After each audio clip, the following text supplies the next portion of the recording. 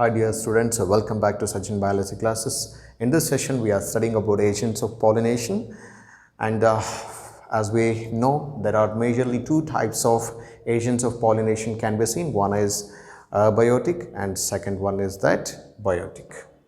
And abiotic agents which includes wind and water, and biotic which includes animals.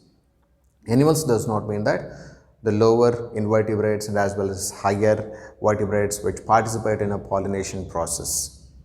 And sometimes wind pollination is called as anemophily, and water pollination is called an hydrophily. And we are discussing in this session the wind pollinated flowers shows some following adaptations. Let us discuss that which are the adaptations is shown by wind pollinated flower. And before going to the discussion about all these things, we need to know an important thing that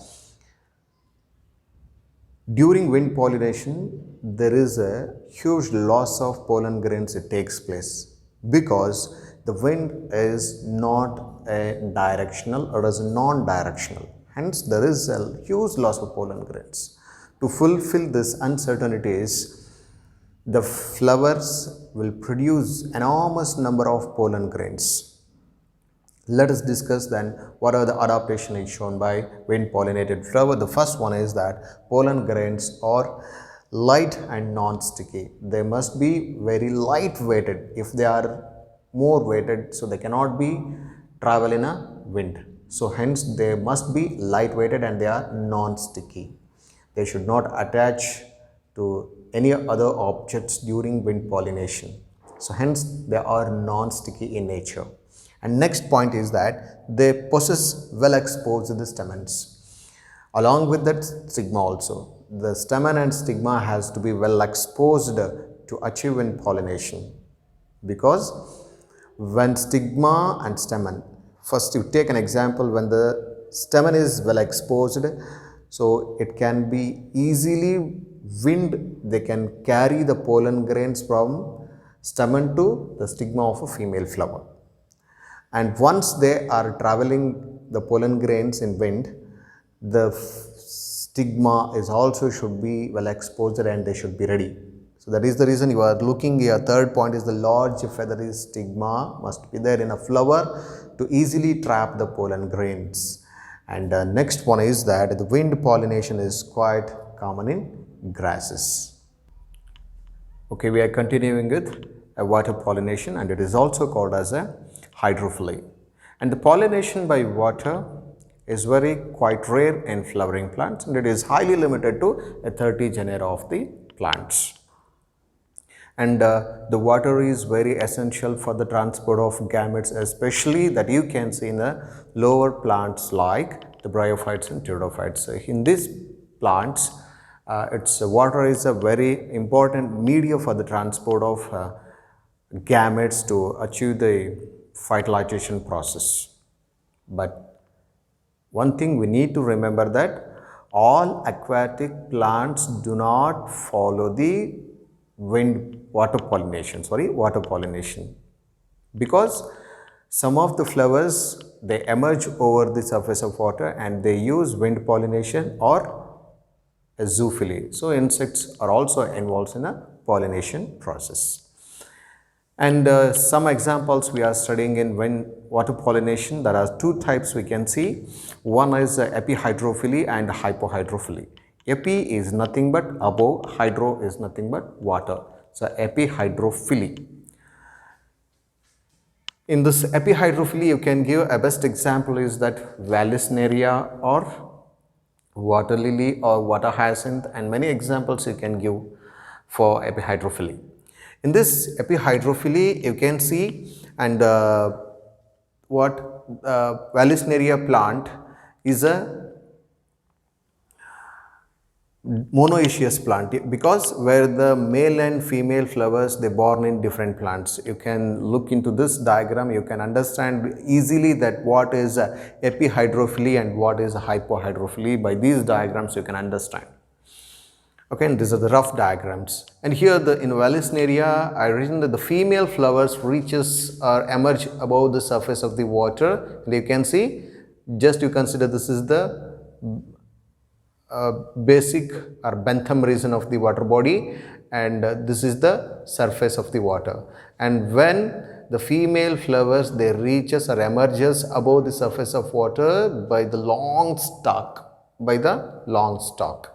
and where the male flower, they releases the pollen grains, and these pollen grains, they move above the surface of the water through by the water currents, and finally it reaches the stigma by water currents and achieves the pollination process. And what about the hypohydrophily? Just you can take an example in the hypohydrophily. Hypo is nothing but below, hypohydrophily. Hydro means water, phily is nothing but a pollination. So the pollination takes place below the surface of the water. And you can see this is the benthic region, and this is what the below the surface of water, the Zostera or the sea grass you can see here. And where the male flower, you can see this is the male flower and this is the female flower. And when the male gametes that are released, you must know that the male gametes, especially in a hypohydrophily flowers, which releases the pollen grains, they have a particular characteristics and some adaptations. They are a ribbon-like and they are needle-like. They can easily move along with the water current, and finally it reaches the female flower to achieve the pollination. And one more important thing is that you must remember the pollen grains which are released by the sea grasses or the Zostera, they are without exine, it will be present. Okay, and along with that, once they reach the female flower, they circles the female flower, and later it achieves the pollination process. And these things you can see. So once you can read the points which I have written in a hypohydrophily, the female flower remain submerged in a water, and where the pollen grains released within a water and long ribbon-like structures, and they are needle-like structures, and they carried passively by water to achieve the pollination process. This is about water pollination which takes place above the surface of water and below the surface of water. And let us discuss in detail that what kind of adaptations that shown by water pollinated flowers.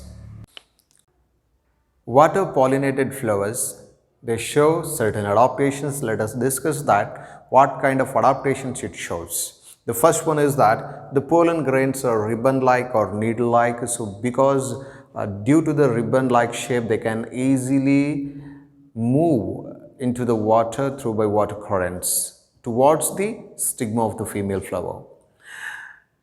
And second one is that pollinated flowers are not very colorful. And in case of anemophily, or in case of water pollination or hydrophily, the flowers no need to be produce showy or color, because the color is very essential to the flowers to attract insects to achieve pollination. So that we see in a next concept that is called as zoophily. So in case of zoophily, the flowers must be so attracted and so they must be very colorful. But here they not required. So pollinated flowers are no need to be very colorful. And next one is that pollen grains are unwettable due to mucilaginous covering. So if there is no mucilaginous coating around the pollen grain, there is a chance of sink the pollen grain and it may attach to any other objects. Hence, what it happens that due to the unwettable nature, it is created by a mucilaginous coating or covering which is present around the pollen grain. That's it. And I am stopping the session. We can continue with the next concept in our next session. Until that, take care and always keep remember that study for knowledge, not for marks. Take care. Bye.